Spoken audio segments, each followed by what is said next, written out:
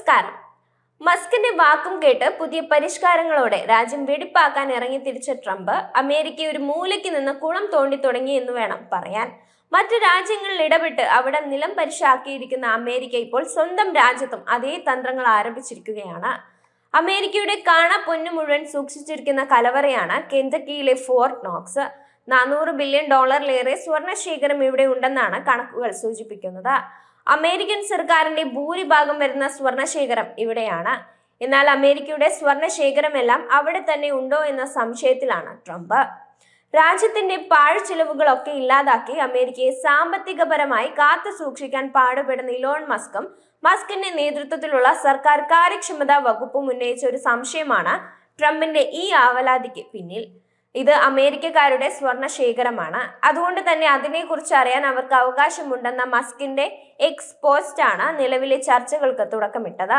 ഇത് കേട്ടപാടെ പരിശോധനയ്ക്ക് തിടുക്കം കുറിച്ചിരിക്കുകയാണ് ട്രംപ് ഇപ്പോൾ. ആരെങ്കിലും അവിടുത്തെ സ്വർണം അടിച്ചു മാറ്റിയോ അത് പരിശോധിക്കാൻ ഞാൻ ആഗ്രഹിക്കുന്നുവെന്നാണ് ട്രംപ് പറയുന്നത്.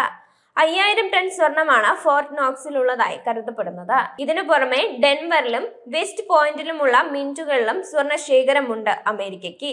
അർജന്റീനിയൻ പ്രസിഡന്റ് ജാവിയർ മിലി തനിക്ക് സമ്മാനമായി നൽകിയ ചെയിൻസോ പ്രദർശിപ്പിച്ചുകൊണ്ടാണ് കൺസർവേറ്റീവ് പൊളിറ്റിക്കൽ ആക്ഷൻ കോൺഫറൻസിൽ മസ്ക് തന്റെ ആവശ്യം ഉന്നയിച്ചത്. അമേരിക്കയുടെ അധികാര നേതൃത്വത്തിലുള്ള മസ്കിന്റെ അതിരു കടന്ന കടന്നുകയറ്റത്തിന്റെ ഏറ്റവും പുതിയ ഉദാഹരണമാണ് ഇതെന്ന് നിസ്സംശയം പറയാം. ഇങ്ങനെ പോയാൽ നാളെ അമേരിക്കയിലെ ജനങ്ങൾ എന്ത് ചെയ്യണം ചെയ്യണ്ട എന്ന് തീരുമാനിക്കാൻ മസ്കിന് അവകാശം ഉണ്ടായേക്കാം എന്നതിനും സംശയമില്ല. അമേരിക്കയുടെ സ്റ്റേറ്റ് ട്രഷറി വകുപ്പാണ് ഇതിന്റെ പ്രവർത്തനങ്ങൾ കൈകാര്യം ചെയ്യുന്നത്. സ്വന്തം സർക്കാരിന് മേലുള്ള വിശ്വാസമില്ലായ്മയാണ് ഇത്തരം സംശയങ്ങൾ ഉണ്ടാക്കാനുള്ള കാരണമെന്നും ആരോപണങ്ങൾ ഉയരുന്നുണ്ട്. എന്നാൽ എല്ലാ വർഷവും ഇവിടെ ഒരു ഓഡിറ്റ് നടത്താറുണ്ടെന്നും എല്ലാ സ്വർണവും നിലവിലെ കണക്കുകൾക്കനുസരിച്ച് ഇവിടെ ഉണ്ടെന്നുമാണ് ട്രഷറി സെക്രട്ടറി സ്കോട്ട് ബെസന്റ് പറയുന്നത്. അത്യാധുനിക സുരക്ഷാ സംവിധാനങ്ങളും സാങ്കേതിക മുന്നേറ്റങ്ങളും കൊണ്ട് സജ്ജീകരിച്ചതാണ് ഇത് സൂക്ഷിക്കുന്നത്. സ്വർണശേഖരം സംരക്ഷിക്കുന്നതോടൊപ്പം ഫോർട്ട് നോക്സിൽ നിലവിൽ സൈന്യത്തിന്റെ മാനവ വിഭവശേഷി കമാൻഡ് സെന്ററായും ഉപയോഗിക്കുന്നുണ്ട്. കൂടാതെ എല്ലാ വേനൽക്കാലത്തും സൈന്യത്തിന്റെ ഏറ്റവും വലിയ വാർഷിക പരിശീലന പരിപാടിക്ക് ആതിഥേയത്വം വഹിക്കുകയും ചെയ്യുന്നുണ്ട്. 1937 ഫോർട്ട് നോക്സിലേക്ക് ആദ്യ സ്വർണ്ണ ശേഖരം എത്തിയത്. 74 വരെ അംഗീകൃത ഉദ്യോഗസ്ഥർക്ക് പുറമെ ഫോർട്ട് നോക്സ് നിലവറകളിലേക്ക് പ്രവേശനമുള്ള ഒരേയൊരാൾ പ്രസിഡന്റ് മാത്രമായിരുന്നു.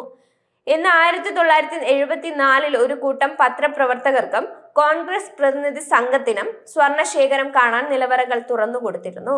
അന്ന് സ്വർണശേഖരത്തെ കുറിച്ചുള്ള സംശയങ്ങൾക്കുള്ള ഒരു ഉത്തരമായിരുന്നു ഈ തുറന്നുകാട്ടൽ. അമേരിക്കയിലെ മൊത്തം സ്വർണശേഖരം അത്ഭുതപൂർവമായ വളർച്ച കൈവരിച്ച അതേ സമയത്താണ് ഡിപ്പോസിറ്ററിയുടെ നിർമ്മാണവും ആദ്യകാല പ്രവർത്തനവും നടന്നത്. മസ്ക് പറഞ്ഞാൽ ട്രംപ് അത് നടത്തുമെന്നത് വീണ്ടും വീണ്ടും തെളിഞ്ഞിരിക്കുകയാണ്. അതിനിടയിൽ അമേരിക്കയുടെ ഏജൻസി ഫോർ ഇന്റർനാഷണൽ ഡെവലപ്മെന്റ്സിന്റെ കടുത്ത നടപടി സ്വീകരിച്ചിരിക്കുകയാണ് ട്രംപ്.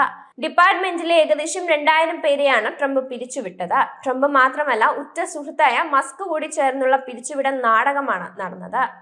ഇനി ഇതെല്ലാം അമേരിക്കൻ ജനതയ്ക്ക് തന്നെ ഒരു പണിയാകാനാണ് സാധ്യത.